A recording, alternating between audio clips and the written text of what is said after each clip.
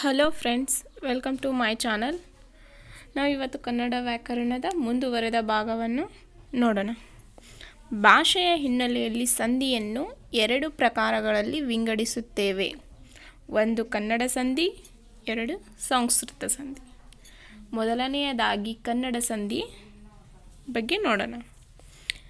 ಕನ್ನಡ ಇಲ್ಲವೇ ಸಂಸ್ಕೃತ ಕನ್ನಡ ಇಲ್ಲವೇ ಸಂಸ್ಕೃತ ಕನ್ನಡ ಅಥವಾ ಕನ್ನಡ ಸಂಸ್ಕೃತ ಪದಗಳು ಪ್ರಕೃತಿ ಪ್ರತ್ಯಯಗಳು ಸೇರಿ ಸಂಧಿಯಾದರೆ ಅದನ್ನು ಕನ್ನಡ ಸಂಧಿ ಎನ್ನುತ್ತೇವೆ.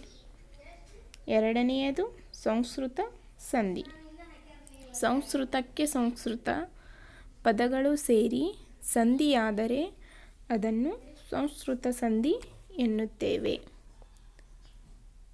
ಪದದ ಹಿನ್ನೆಲೆಯಲ್ಲಿ ಸಂಧಿಯನ್ನು ಎರಡು ಪ್ರಕಾರಗಳಲ್ಲಿ ವಿಂಗಡಿಸುತ್ತಾರೆ. ಒಂದು ಪದಮಧ್ಯ ಸಂಧಿ, ಎರಡು ಪದ್ಯಾಂತ ಸಂಧಿ. ಮೊದಲನೆಯದಾಗಿ ಪದಮಧ್ಯ ಸಂಧಿ.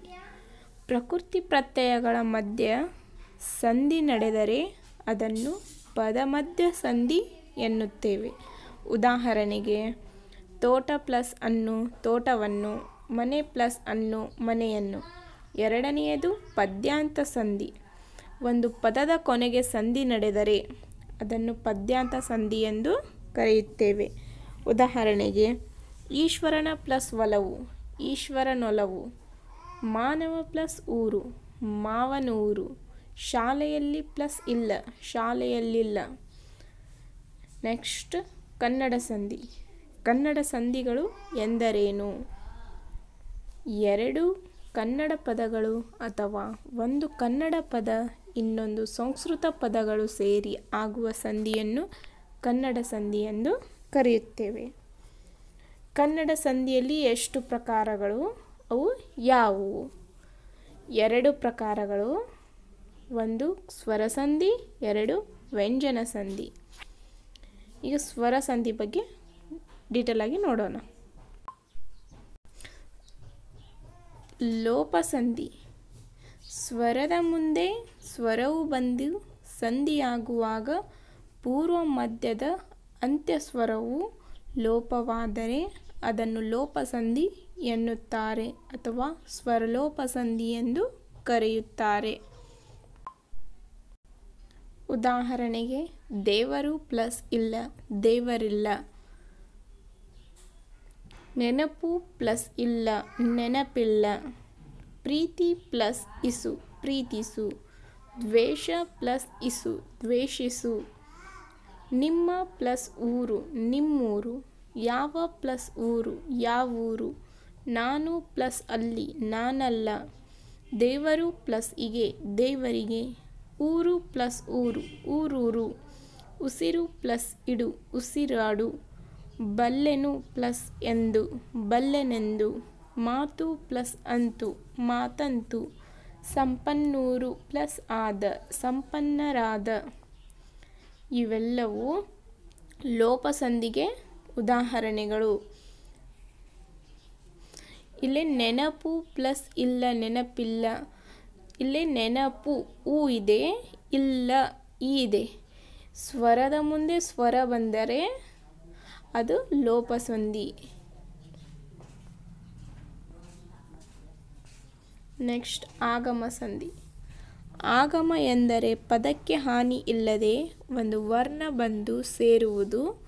ಸ್ವರದ ಮುಂದೆ ಸ್ವರವು ಬಂದು ಸಂಧಿಯಾಗುವಾಗ ಪೂರ್ವ ಪದದ ಅಂತ್ಯ ಸ್ವರವನ್ನು ಲೋಪ ಮಾಡಿದಾಗ ಅರ್ಥ ಕೆಡುವಂತಿದ್ದರೆ ಆ ಎರಡೂ ಸ್ವರಗಳ ಮಧ್ಯ ಒಂದು ವರ್ಣವನ್ನು ಆಗಮ ಮಾಡಿಕೊಳ್ಳುತ್ತೇವೆ. ಆದ್ದರಿಂದ ಇದನ್ನು ಆಗಮ ಸಂಧಿ ಎಂದು ಕರೆಯುತ್ತೇವೆ. ಉದಾಹರಣೆಗೆ, ಅತ್ತೆ ಪ್ಲಸ್ ಅನ್ನು ಅತ್ತೆಯನ್ನು, ಕತ್ತೆ ಪ್ಲಸ್ ಅನ್ನು ಕತ್ತೆಯನ್ನು, ಮಗು ಪ್ಲಸ್ ಅನ್ನು ಮಗುವನ್ನು, ಗಿಡ ಪ್ಲಸ್ ಅನ್ನು ಗಿಡವನ್ನು. ಆಗಮ ಸಂಧಿಯಲ್ಲಿ ಎರಡು ಪ್ರಕಾರಗಳು. ಯಕಾರಾಗಮ ಸಂಧಿ, ವಕಾರಾಗಮ ಸಂಧಿ. ಯಕಾರಾಗಮ ಸಂಧಿ ಪೂರ್ವ ಪದದ ಅಂತ್ಯದಲ್ಲಿರುವ ಆ, ಇ, ಈ, ಎ, ಐ ಕಾರಗಳಿಗೆ ಸ್ವರಪರವಾದರೆ ಅಲ್ಲಿ ಯಕಾರಾಗಮವಾಗುತ್ತದೆ. ಅದಕ್ಕೆ ಇದನ್ನು ಯಕಾರಾಗಮ ಸಂಧಿ ಎಂದು ಕರೆಯುತ್ತೇವೆ. ಉದಾಹರಣೆಗೆ ಕಾ ಪ್ಲಸ್ ಅಲ್ ಕಾಯಲ್, ಕಾ ಪ್ಲಸ್ ಅದೆ ಕಾಯದೆ, ಹಳ್ಳಿ ಪ್ಲಸ್ ಅಲ್ಲಿ ಹಳ್ಳಿಯಲ್ಲಿ, ಗಿರಿ ಪ್ಲಸ್ ಅನ್ನು ಗಿರಿಯನ್ನು, ಸ್ತ್ರೀ ಪ್ಲಸ್ ಅರು ಸ್ತ್ರೀಯರು, ಮೀ ಪ್ಲಸ್ ಅಲ್ಲು ಮೀಯಲು, ಕೆರೆ ಪ್ಲಸ್ ಅನ್ನು ಕೆರೆಯನ್ನು, ದೊರೆ ಪ್ಲಸ್ ಅನ್ನು ದೊರೆಯನ್ನು, ಮೇ ಪ್ಲಸ್ ಇಸು ಮೇಯಿಸು, ಬೇ ಪ್ಲಸ್ ಇಸು ಬೇಯಿಸು, ಕೈ ಪ್ಲಸ್ ಅಲ್ಲಿ ಕೈಯಲ್ಲಿ, ಮೈ ಪ್ಲಸ್ ಅನ್ನು ಮೈಯನ್ನು. ಇವೆಲ್ಲವೂ ಯಕಾರಾಗಮಕ್ಕೆ ಉದಾಹರಣೆ. ಓ ಎಂಬ ಸ್ವರಕ್ಕೆ ಸ್ವರಪರವಾದರೆ ಕೆಲವೆಡೆ ಯಕಾರ ಮತ್ತು ಕೆಲವೆಡೆ ವಕಾರವು ಆಗಮವಾಗುತ್ತದೆ.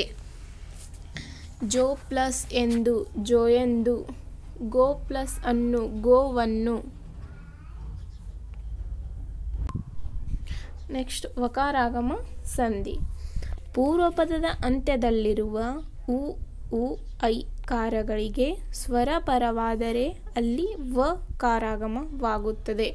ಇದನ್ನು ವಕಾರಾಗಮ ಸಂಧಿ ಎನ್ನುತ್ತೇವೆ.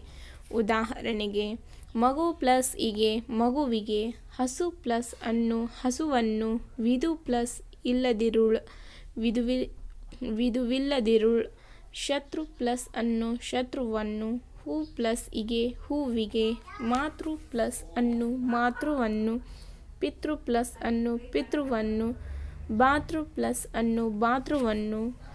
ಅಕಾರಕ್ಕೆ ಇಲ್ಲವೇ ಆಕಾರಕ್ಕೆ ಪರವಾದರೆ ಅಲ್ಲಿ ವಕಾರಾಗಮವಾಗುತ್ತದೆ. ಆದ್ದರಿಂದ ಇದನ್ನು ವಕಾರಾಗಮ ಸಂಧಿ ಎಂದು ಕರೆಯುತ್ತಾರೆ. ಉದಾಹರಣೆಗೆ ಜಲ ಪ್ಲಸ್ ಅನ್ನು ಜಲವನ್ನು, ನೆಲ ಪ್ಲಸ್ ಅನ್ನು ನೆಲವನ್ನು, ಮರ ಪ್ಲಸ್ ಅನ್ನು ಮರವನ್ನು, ಗಿಡ ಪ್ಲಸ್ ಅನ್ನು ಗಿಡವನ್ನು, ಭವ್ಯ ಪ್ಲಸ್ ಆದ ಭವ್ಯವಾದ, ದಿವ್ಯ ಪ್ಲಸ್ ಆದ ದಿವ್ಯವಾದ, ಮಾನ್ಯ ಪ್ಲಸ್ ಆಯಿತು ಮಾನ್ಯವಾಯಿತು. ಆದೇಶ ಸಂಧಿ. ಇದು ಕನ್ನಡದ ವ್ಯಂಜನ ಸಂಧಿಯಾಗಿದೆ. ವೈರಿಯಂತೆ ಇದ್ದುದನ್ನು ನಾಶ ಮಾಡಿ ಅದರ ಸ್ಥಾನದಲ್ಲಿ ಇನ್ನೊಂದು ವರ್ಣ ಬಂದು ನಿಲ್ಲುವುದನ್ನು ಆದೇಶ ಸಂಧಿ ಎಂದು ಕರೆಯುತ್ತೇವೆ.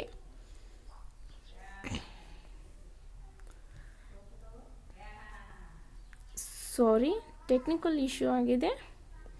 ನಾವು ಆದೇಶ ಸಂಧಿಯ ಬಗ್ಗೆ ಡೀಟೇಲ್ ಆಗಿ ನೆಕ್ಸ್ಟ್ ವಿಡಿಯೋದಲ್ಲಿ ನೋಡೋಣ. Thank you for watching my video.